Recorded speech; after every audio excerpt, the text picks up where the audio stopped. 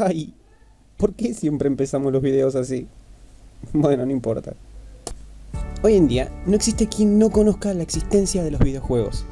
Pasamos hora tras hora frente a la pantalla disfrutando de un entretenimiento hermoso y placentero. Nos relaja, nos da horas de diversión, nos conecta con los demás, nos enseñan y nos dan horas de catarsis innecesarias.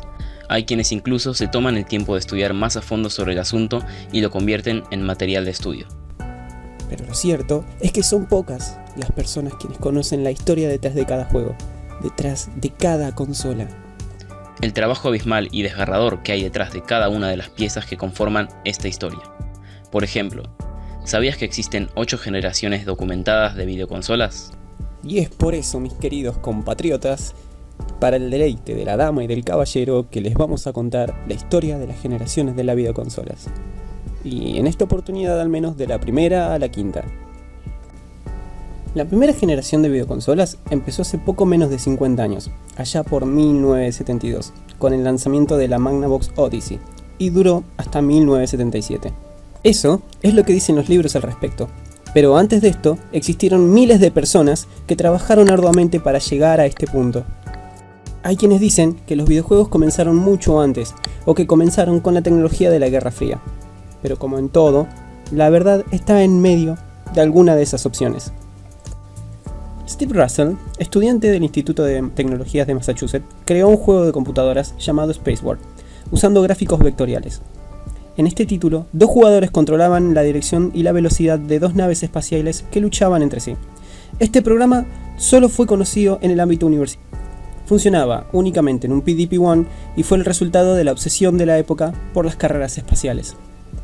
Con el pasar de los años, la tecnología fue avanzando a pasos agigantados, dándole paso a nuevas generaciones de consolas.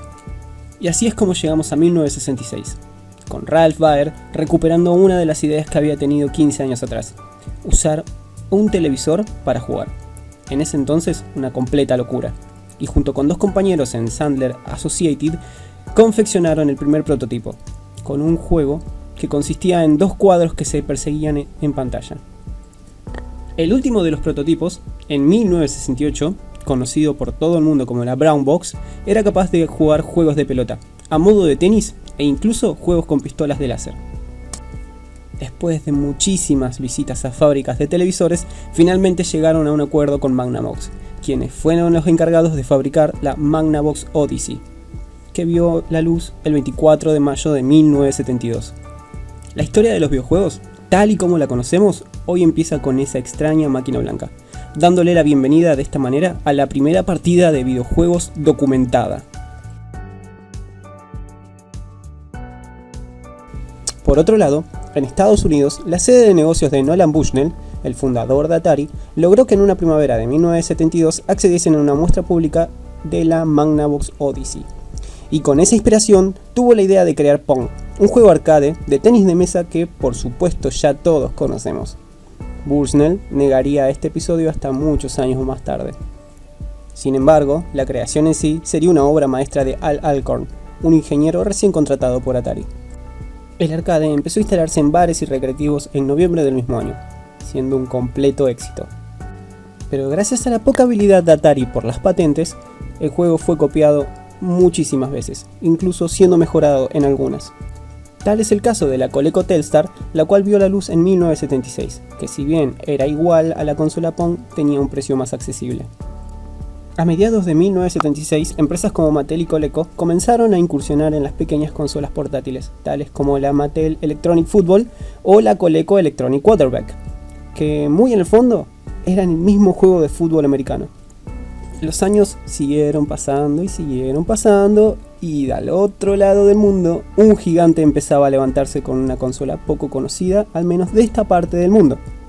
La Color TV Game salía al mercado el 1 de julio de 1977, exclusivamente en Japón, siendo esta la primera consola de videojuegos lanzada por una pequeña empresa llamada Nintendo. Hasta ese momento, los juegos se codificaban en microchips y era imposible añadir nuevos juegos a los que traía la consola por defecto.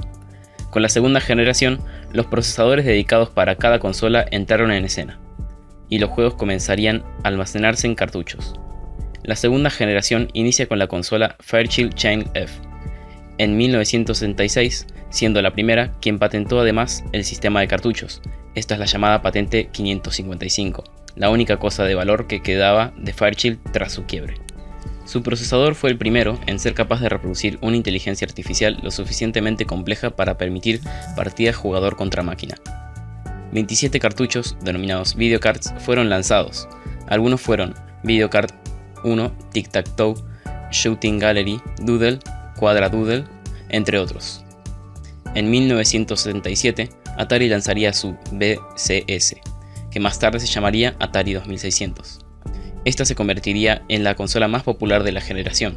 Es considerada el origen de la industria actual del videojuego. Sin embargo, dos títulos publicados de Atari, ambos en 1982, estamos hablando del juego de E.T. y Pac-Man, son señalados con frecuencia por ser los responsables de la crisis de los videojuegos de 1983. Pero la realidad fue que el mercado estaba saturado de juegos de muy baja calidad. Los consumidores dejaron de comprar ese año, prácticamente no se lanzaron juegos nuevos. En 1978, Magnavox lanzaría su propuesta para esta generación, la Odyssey 2. Philips también la lanzaría en Europa, pero recién en 1982 sería cuando vería la luz bajo el nombre de G7000 o Videopac. Mattel, a través de Mattel Electronics, también entraría en batalla con su Intellivision en 1980. Así como con todo, el camino de esta generación concluye, y en este caso de una manera muy peculiar, el crash del 83, o mejor conocido como la crisis de los videojuegos. La tercera generación empezó de alguna manera el 15 de julio de 1983, cuando vieron la luz en Japón tanto la Nintendo Family Computer, mayormente conocida en esta parte del mundo como Famicom, como la Sega SG-1000. Mientras que en Estados Unidos el crash del 83 dejaba en bancarrota a fabricantes y desarrolladores.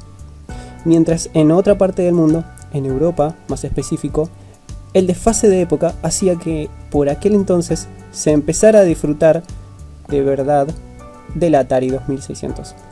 Y cuando se suponía que llegaría el efecto más crudo del crash, lo que realmente hizo aparición fue la revolución. Un año más tarde había llegado la NES, y con ella la tercera generación tal y como todos la conocemos. La NES dominó el mercado mundial hasta la siguiente generación, y de hecho fue la consola más vendida de la historia hasta que la primera PlayStation la superó a fines del siglo, con 62 millones de consolas vendidas.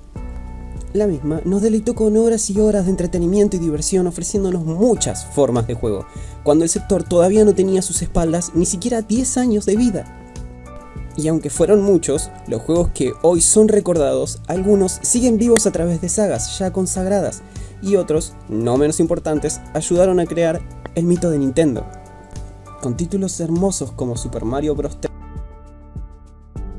Legend of Zelda, Metroid, Mega Man,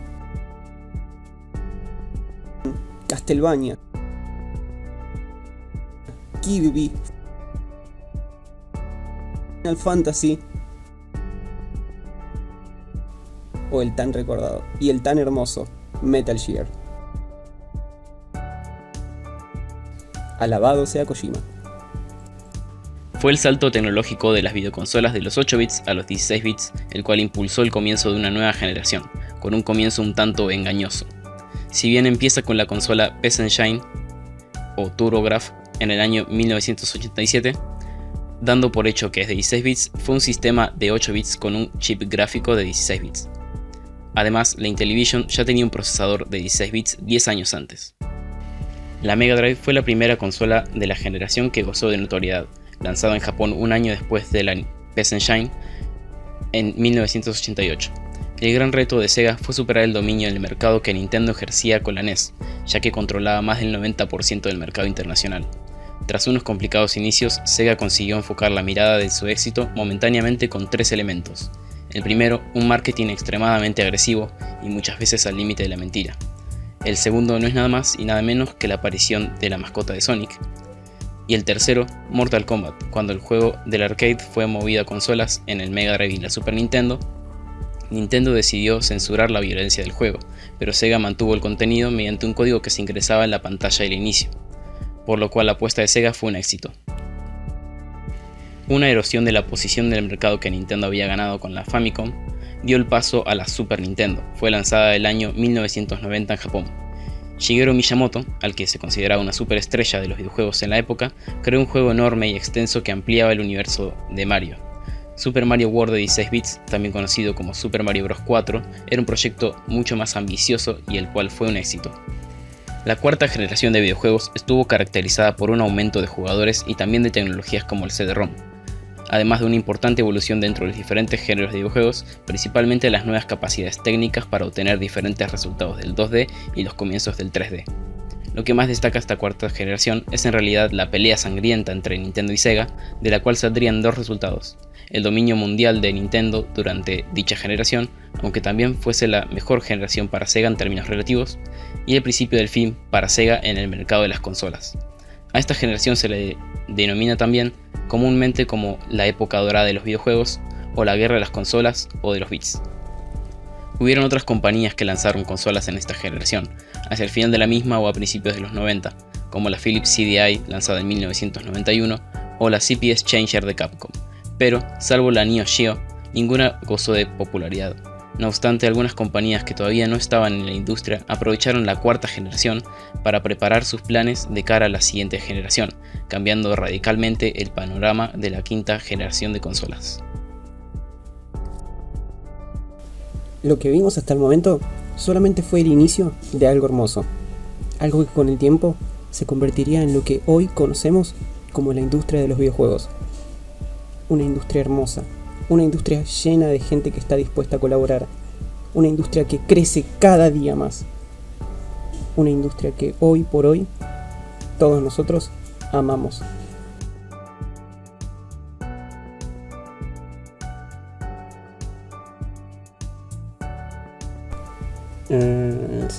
Me parece que se nos durmió la profe. Bueno. Vámonos, negro.